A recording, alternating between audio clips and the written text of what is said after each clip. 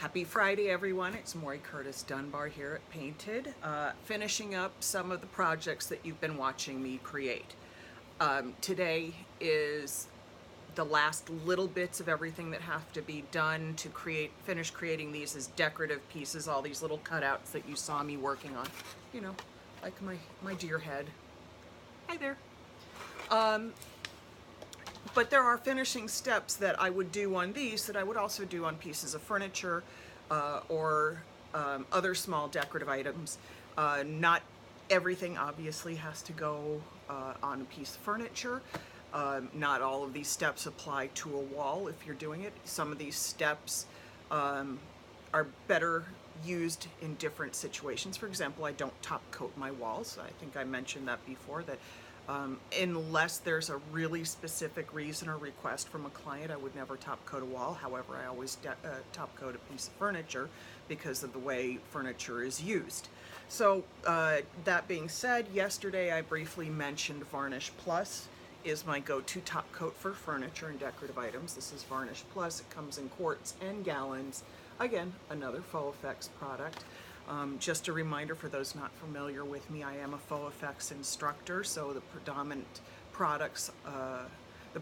of the products I use are Faux Effects products. I do use other things when I can't find them in the Faux Effects line.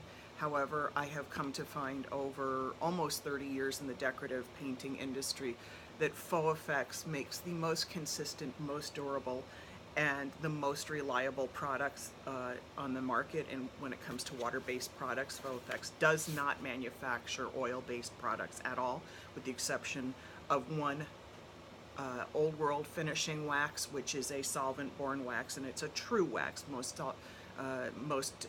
true waxes are solvent-borne. There are a few that are water-borne, but very, very few. So we're back in top coats. So that's Varnish Plus. Varnish Plus works like the pre-catalyzed lacquers that you see on most cabinetry, most newer finishes are using. And it can be thinned and sprayed, it can be brushed, and it can be rolled. For furniture, if I can, I like to spray because I like that smooth, even finish. I thin it between 20 and 30% with water sometimes. The first coat I'll thin up to 50% and spray lightly to make sure I don't dribble. And I do the same with brushing. What we're doing today is I've mixed some up here in a little jar. My little gelato jars I save for everything, so you can put Varnish Plus gloss on the top of it on a piece of duct tape. I use a lot of extra jars. I don't throw away a whole lot of stuff because it's more practical to keep them and reuse them. Recycling. I thin this 20% with water. I'm going to brush it on two of the pieces that I glazed or did embellishments on yesterday. It has terrific self-leveling qualities, so I don't worry about brushing out because the brush marks will settle out. You'll barely see them if you see them at all. It also comes in gloss. The finish of Varnish Plus comes in gloss, comes in satin, comes in dull. They're also pre-mixable, or intermixable, excuse me, not pre-mixable, intermixable, so that if you need a shine somewhere between satin and gloss, or gloss and satin and dull, you can mix them. If you're going to do a dull finish on a dark surface, you step your finish down. Now by this means you do a layer of gloss, then a layer of satin, then a layer of dull. That keeps the dull matting particles that are in the top coat from clumping up together and creating clouds on your surface. So you won't have that sort of frosty look that can happen when you put a dull top coat on a very dark color. I'm not bothering with that today. I'm just gloss coating everything because they're holiday decorative items and I want them to be a little extra shiny. So if you'll watch down here, and forgive me while I try to stabilize the arm. There we go. I think, there you go. Kind of in the middle there. Varnish Plus gloss here. Thin 20% with water. And I'm just brushing it on. And I'm going right over this beadwork. I'm not worrying about it. You see I'm going to let it pool a little because it'll sag out. And then I can brush it into other areas. I'm going to kind of do that with all of the beaded areas. And as you saw from the video I did yesterday, these looked very, very white when I applied them. They're now no longer white. You can see the pearl and the silver and the black glitter that's in them. Now, this is, obviously, these were applied with Palette Deco, and Palette Deco doesn't need to be top coated, but the areas in between it does. So instead of fighting the pattern, I'm just going to throw a little top coat over it. In general, Palette Deco is more than hard enough to stand on its own. Doesn't need any top coating. I'm just working with what's on here. So now I've got it pooling out. And you can see again, I'm working with an artist brush from Dick Blick. They're called the Mega Brushes. This is a softer camel hair wash style brush. I just love the way this applies top coat. It applies nice and smoothly. The bristles are very, let's see if I can get it so you can see it. The bristles are dense, sorry. I'm not doing this well. Okay, I give up because it's just going to make you all blind. The bristles are nice and dense. They're soft, they're flexible, and they are smoother for application, in my opinion, than a regular paintbrush from the hardware store. And they cost about the same. These run, I don't know, $10, $11, $12, depending on the sale, depending on your coupon. I buy them by the 10s and 12s because I bring them to classes. All right. And let me work some of this out of this detail because I don't want it to be pooled. That's not a great idea to have. I just don't like the way it looks pooled. It looks sloppy in its application to me.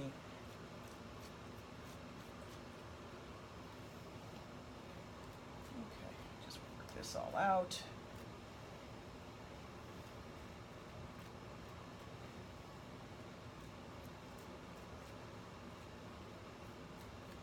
I want to make sure my skeletons are well covered.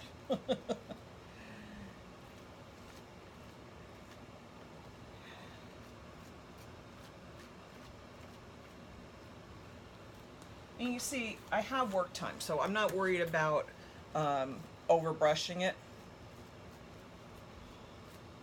And I'm doing, if you noticed, I'm doing kind of really down and dirty brushing. I'm not like really being perfect on it. And I'm okay with that because, again, this will level. And if I find I have any bad brush marks when it dries, I'll put a second coat on it, and that will take a lot of that out. I'm going to take this off, put it to the side, and let it dry after I scoop a little extra bit off of one kind of seeping place.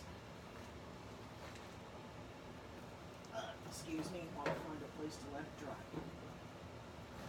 All right, now we have the deer head.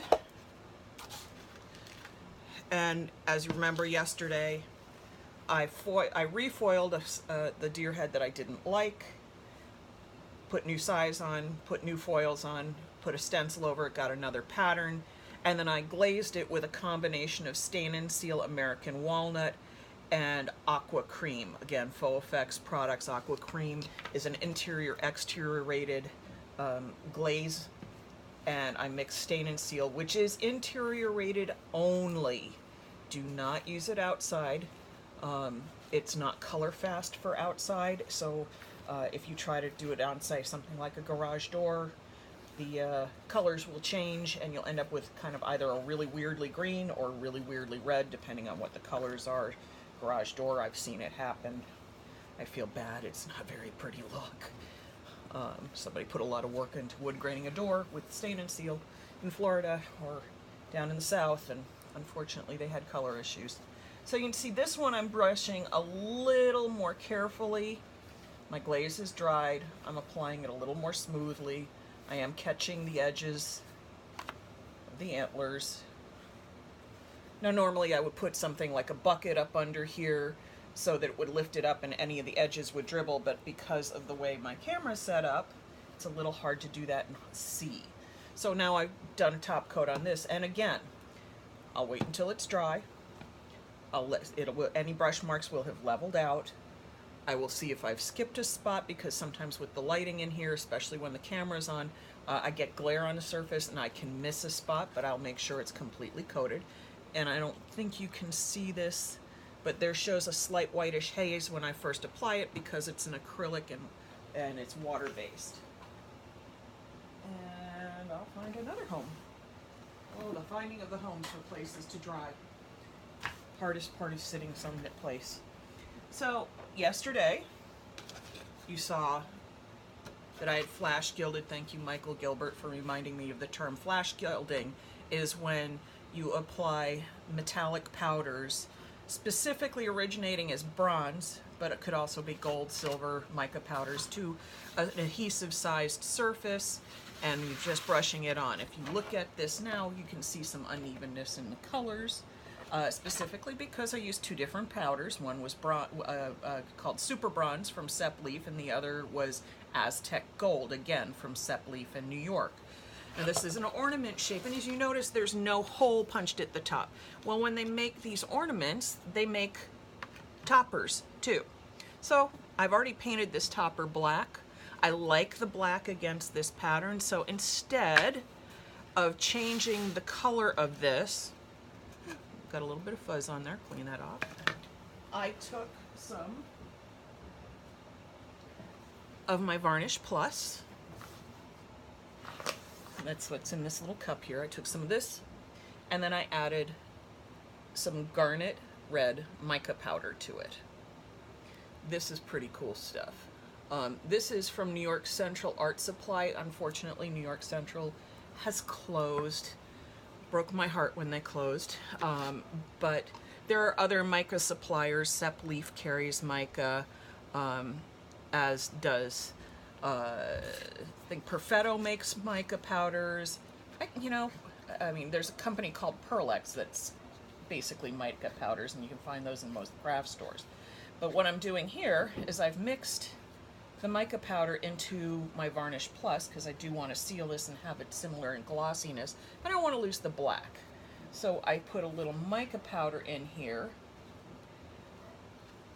to give a hint of the same reds that we have here. Now this looks very pinky right now because the white of the Varnish Plus has not cleared. When it dries, it will just leave a little hint of red mica. And if I want it more red, I put on a little heavier coat, or wait until it's dry and put on a second coat. I got to go around the edges here, because again, I don't have this lifted up on anything.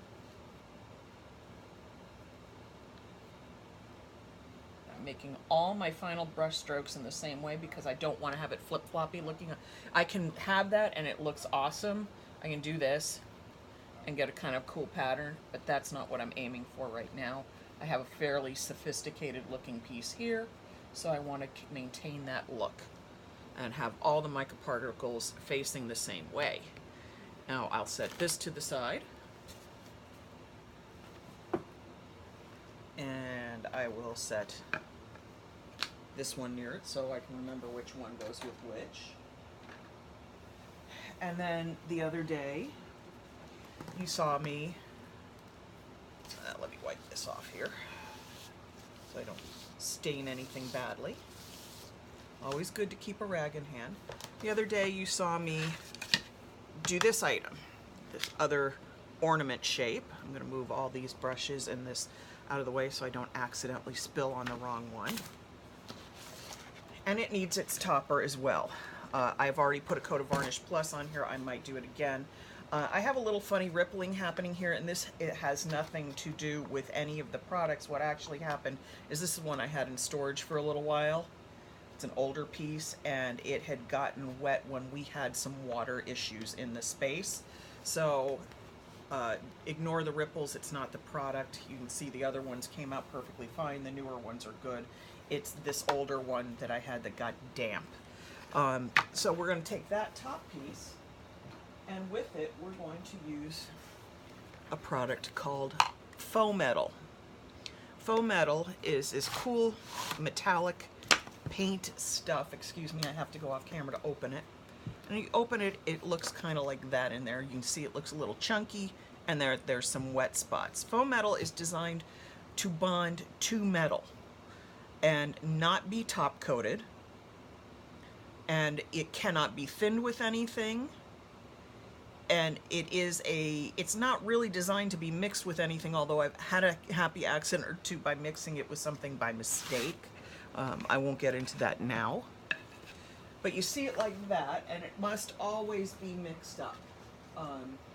Because as I said, you can't just add water to this when this liquid dries out. When this liquid dries out, that's the end of it. Normally, I don't buy a container larger than 16 ounces or a quart because I have this kind of thing happening. But this isn't actually a bad thing, and I'll explain why. Because once you've lost all the liquid in this, because it does evaporate after a while, that's why I normally use the smaller jars. If you lose all the liquid in here, this stuff works like good old-fashioned rub and buff that you see in the craft stores, only it has no wax in it, which is really cool. So it means you can take it on your finger like that, this pasty stuff, and I'll show it. I'll do it right here on this stick. You can rub it on like you would rub and buff, see?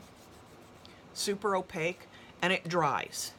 And it dries hard, and then you can paint over it if you ever needed to, because it doesn't have wax in it. So I'm going to stir just a second off camera to get this a little more liquid.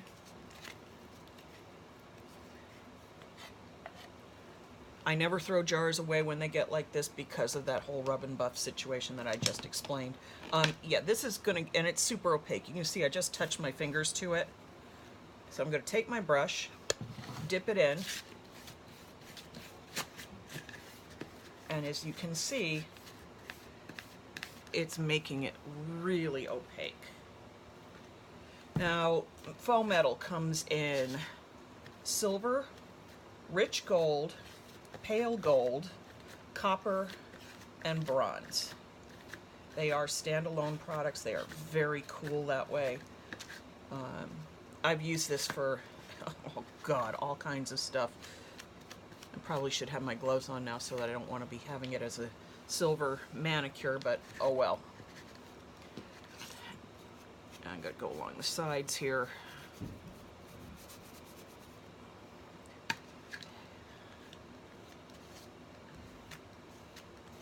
And as this dries, or once this dries, I should say, like I said, I would have been happier if this were a little more liquid, but this is not going to be a problem for me. Once this is dry, and it'll take a little while, I will come back with a soft cloth, and I can actually burnish this up to a higher shine because there's real metals in here. So we're done with that. Again, I'll get the edges in a little bit. I'm going to move this all to the side. Wipe my hands.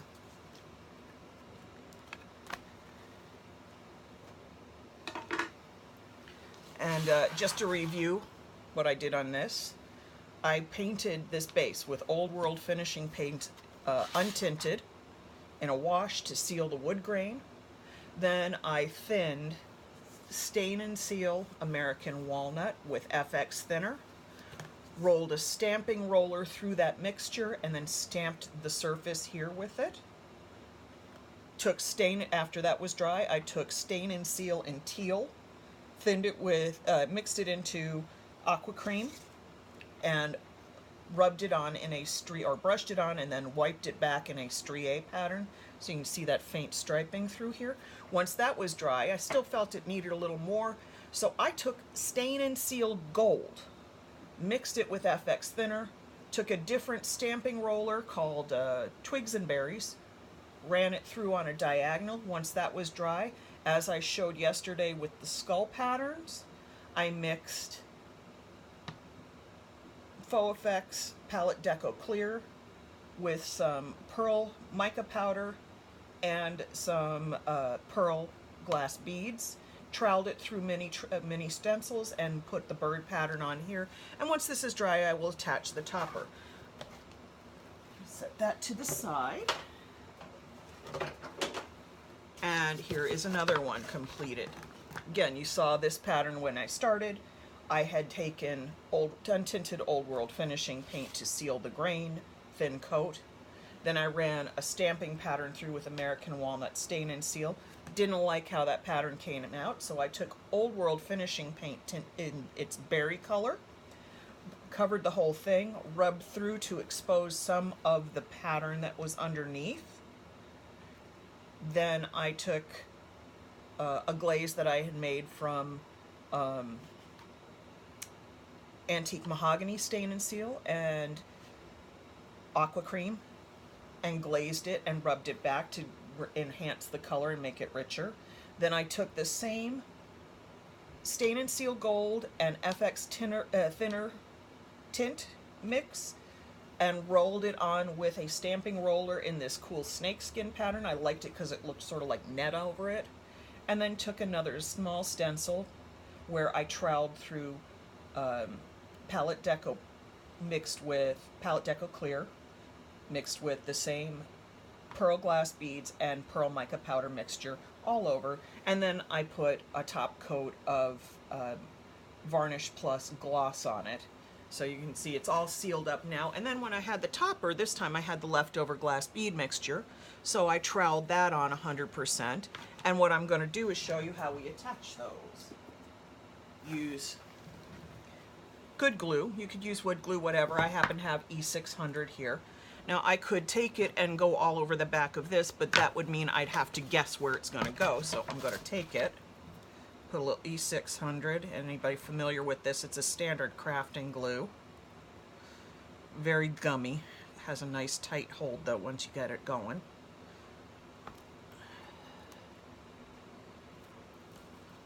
Let's see, getting the light to see. I'm at the end of a tube. I used a lot of this on a recent job where I was gluing gems to a wall. So I happen to have a lot of this still. Okay, it's on there. I'm going to take this, and to ensure a good grip, I'm going to check it for placement. I'm happy with the placement, and I'm going to clamp it. Now this has been drying for a while. If this were really brand new and fresh, I would not put the clamp on there because I wouldn't want the clamp to stamp into my mixture. And as it is, I think I may be working on the side of a little bit of caution. I'm going to take a rag, and now that it's stamped once, I'm going to take that there, and I should have another clamp on my desk behind me.